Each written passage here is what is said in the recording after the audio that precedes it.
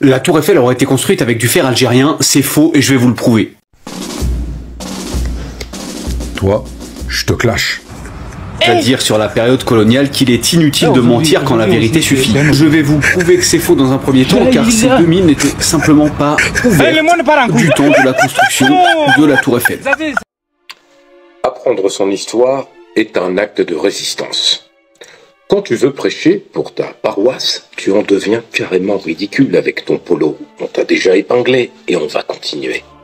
Mais là, tu commences sérieusement à nous casser les oreilles, alors on a juste une seule envie, c'est de remettre en place, proprement. Tu vois, je le fais toujours en improvisant, parce que tu es passionnant avec ta bêtise. On dit laver, dans le jargon, comme tu viens d'arriver visiblement. Donc bienvenue dans ton lavage en règle. Cours élémentaire. Alors dis donc, tu dis qu'il n'y a pas de fer algérien dans la tour Eiffel. Alors j'attends aussi que tu nous dises que Haïti n'a pas participé au financement de cette tour Eiffel. Mais attends, dis donc. Ben oui. Est-ce que tu savais que le père de la tour Eiffel, ce fameux Gustave Eiffel, tu sais que la tour Eiffel c'est Gustave Eiffel qui l'a faite, eh ben il n'a rien fait au hasard.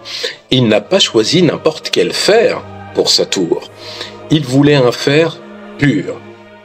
Et ce fer pur, on ne le trouvait pas en France ou en Europe. Il ne pouvait être que celui des mines de Zakhar et de Rouina. Alors Zakhar et Rouina, pour ta parfaite information, c'est en Algérie, mon gars. Eh oui. Je te rappelle que ces mines se trouvent à Miliana, ou Khmis Miliana, c'est au nord de l'Algérie. Et là-bas, il faut le préciser, le fer puglé, c'est comme ça qu'on l'appelle, est débarrassé de l'excès de carbone.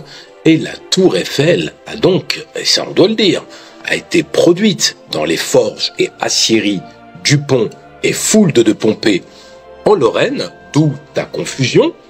Mais ça, ce sont ce que l'on appelle les sources officielles, parce que je rappelle que c'est à la suite d'un appel d'offres qui a été remporté par cette entreprise en Lorraine qu'ils ont récupéré le marché pour faire la tour Eiffel. Mais il faut être conscient d'une chose, la propagande française, et ça c'est historique, a cherché d'abord à démontrer à l'époque, parce que je rappelle que la tour Eiffel ne devait pas rester, c'était temporaire, c'était pour l'exposition universelle. Donc il devait montrer que cette réalisation de ce monument, qui est devenu un monument par la suite en fait, ou de cet ouvrage d'art, est une parfaite illustration du savoir-faire technique de la France, et que donc, nécessairement, il n'y a pas d'apport étranger, pas de fer d'Algérie, pas de financement d'Haïtiens, etc. Alors qu'en vérité, il en est rien. Il est stupide de nier que la France, alors ça c'est, franchement, va dormir et reviens, que la France importait son propre fer. Non, ils importaient du fer des mines de Zakhar et de Rouina. C'est un fait historique établi, tu ne pourras rien y faire. Et puis il faut le dire, Gustave Eiffel a laissé des notes, a fait des journaux. À l'époque, il était ravi par la pureté du fer de l'Algérie. Il l'a dit à plusieurs reprises. Mais je te vois venir, jeune fougueux avec ton polo rouge. Tu veux une preuve? Bah écoute mon garçon, parce que il faut te donner des preuves, n'est-ce pas? Sinon tu vas répondre et après on va pas arrêter. Alors pour remercier la ville, ce bon Gustave Eiffel, qu'est-ce qu'il a fait? Il a offert une horloge montée sur une tour métallique à l'école du village d'El Abadia, dans la wilaya de Ain Dofla, en Algérie. Mais comme tu vas aller chercher sur Google, vas-y, va sur Google, va sur ChatGPT, va sur DeepSeek. Je vais te donner une autre source, une source bibliographique. Je te renvoie au livre dont le titre est simple, L'aventure de la Tour Eiffel, réalisation et financement de Michel Lyonnais Dumoutier. C'est pas un arabe, c'est pas un africain, c'est pas un antillais. Dans ce merveilleux livre, voilà, il le précise de manière très claire et très détaillée. Il nous explique comment la Société Générale Algérienne et la haute finance ont pu, par des montages bien particuliers, dont visiblement tu n'es pas informé, approvisionner la sidérurgie française avec les minerais d'Algérie, pour pouvoir avoir du fer de meilleure qualité. Mais bon, comme tu es de mauvaise foi, Je précise, du point de vue historique, que la sidérurgie française, c'est comme ça qu'il faut la qualifier, les forges, les aciéries Foule de Dupont de Pompée, tu vois, je te donne même les noms, qui est en Lorraine, je te le rappelle si t'as pas écouté, n'aurait jamais pu fonctionner, démarrer, prospérer sans les mines d'Algérie et les financements de la Société Générale algérienne. Eh bien, tu vas dire que c'est peut-être mon point de vue. C'est pas mon point de vue, en fait. C'est d'abord celui d'un expert de la Tour Eiffel que je t'ai cité. Ce fameux Michel, c'est lui qui le dit. Il est ingénieur ESTP, ingénieur INSEAD, il a un MBA, voilà, c'est un spécialiste de ce sujet. Il a passé 20 ans comme directeur financier dans des grands groupes de bâtiments et travaux publics et il s'est spécialisé dans le financement de projets. Donc je pense que je sais, a priori, sans me tromper, je sais qu'il sait de quoi il parle. Donc, va juste lire le livre, va l'emprunter à la médiathèque, et surtout, ne parle pas sans source, parce que c'est une arène ici. Et t'es venu sans armes, et nous on est toujours armés. D'ailleurs, tu sais combien d'Algériens sont morts en participant à la construction de la Tour Eiffel, parce que tu nous parles de l'acier, du fer, mais visiblement, les humains, ça ne t'intéresse pas. Alors, bon, on va peut-être pas faire une digression, hein, parce que après tout, c'est juste des ouvriers. On le saura sans doute jamais, parce que la propagande française marche à plein régime. Et tu en es, toi aussi, le fervent défendeur et le porteur. Alors, moi, je suis un modeste historien qui essaye de rétablir les vérités historiques. Car je sais une chose, que je vais t'apprendre certainement, c'est que le nombre des ouvriers algériens en France était très important au moment de la construction de la Tour Eiffel. Si on consulte un autre ouvrage de référence, parce que tu vois, là tu vas apprendre qu'il faut donner des sources, au lieu de se mettre comme ça devant le téléphone et de chanter n'importe quoi. Je vais te donner le titre. Il s'appelle « L'immigration algérienne en France, histoire et actualité ». C'est Pierre Meignet et Gilbert Meignet, deux frères, historiens, sociologues, anthropologues, qui ont écrit ce livre. Et donc, ils confirment tout ce que je viens de te dire. Parce que sache une chose, jeune malotru, en 1880, le patronat français a fait appel aux ouvriers algériens pour briser les grèves. Parce que les Français, ils en avaient marre d'être exploités. Donc, ils ont ramené des ouvriers algériens pour travailler à leur place. Et toujours dans ce livre, en 1914, Gérard Noiriel estime, et ça c'est une statistique précise, à environ 3000 le nombre des travailleurs algériens en France.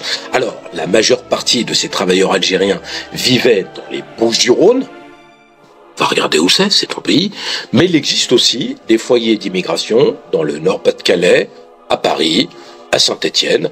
Et il est vraisemblable que le chiffre réel, parce que là, on parle de 3000, mais il y a eu des recoupements entre-temps, serait nettement plus important parce qu'il n'y a pas une véritable prise en compte pour plein de raisons qui sont plutôt sociologiques, mais en vérité, quand on regarde les études récentes, on serait plutôt à 13 000 ouvriers plutôt que 3000.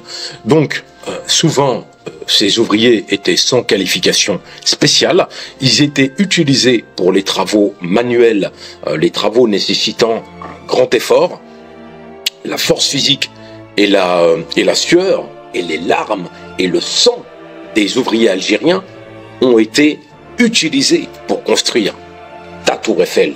Donc, quand on étudie soigneusement l'histoire de l'immigration en France, chose que tu n'as pas faite, tu t'es contenté de vouloir faire une vidéo pour faire des vues, et là t'es mal tombé mon garçon.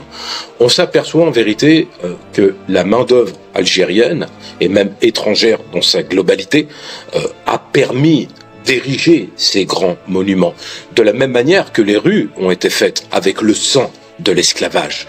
Donc là, on est en 1880-1890. Je rappelle que la loi du 8 août 1893, c'est une loi qu'on appelait dite de protection du travail national, a renforcé les mesures de sécurité publique et établi, et ça c'est important, une distinction entre les Français et les autres. Ça a été créé en fait pour permettre justement aux étrangers qui résidaient sur le sol français de pouvoir être admis sur le territoire mais pas de manière légale en fait. L'idée c'était tu travailles, tu te tues au travail et puis tu t'en vas. Donc ça disait même dans le texte de rester légalement en France et ceux qui demeurent légalement pourront travailler, etc. Alors il faut le dire quand même en conclusion, c'est que les Algériens n'étaient pas soumis à ces mesures, pas plus que les Antillais, parce que je rappelle que les Antillais, même si on n'avait pas eu encore la départementalisation de 1946, les Antillais et les Algériens étaient soumis à un code, parce que surtout les Algériens, parce qu'au départ c'est parti des Algériens, ce qu'on appelle le fameux code de l'indigénat. Ça leur ouvrait le droit de travailler en France, sans passer par les conditions auxquelles étaient soumis les autres nationalités qui étaient considérées comme des étrangers. Les Guadeloupéens et les Martiniquais, par exemple, eux étaient considérés non pas comme des étrangers, mais au même statut qu'un Algérien, c'est-à-dire un code de l'indigénat, en vérité. Et la conclusion, elle est simple, que tu le veuilles ou non, parce que c'est comme ça qu'on va terminer. Dans la tour Eiffel, il y a du sang algérien, des larmes algériennes, de la sueur algérienne et du fer algérien. Et il y a du sang haïtien aussi, parce qu'il faut le dire. Et sache une chose, je vais t'épingler sur tes autres vidéos. C'est tes autres vidéos, parce que tu en as fait plein. Tu vas toujours nous trouver sur le chemin pour parler de notre histoire, défendre l'Afrique, parce que c'est la génération de l'éveil. Abonnez-vous, montrez justement, et c'est ça le but. Moi, quand je dis abonnez-vous, c'est pas pour gagner quoi que ce soit. Moi, je suis historien, j'écris des livres, je fais des films. Mais ce qui m'intéresse, c'est toujours d'être le pourfendeur des mensonges de la propagande occidentale qui voudrait nous faire croire que nous n'avons pas d'histoire. Abonnez-vous, partagez, likez. Parce que je l'ai dit avant, je fais pas beaucoup de vues, mais je le fais pour vous. Alors allez-y, like, commentaire, partage, commentez, je vous réponds toujours.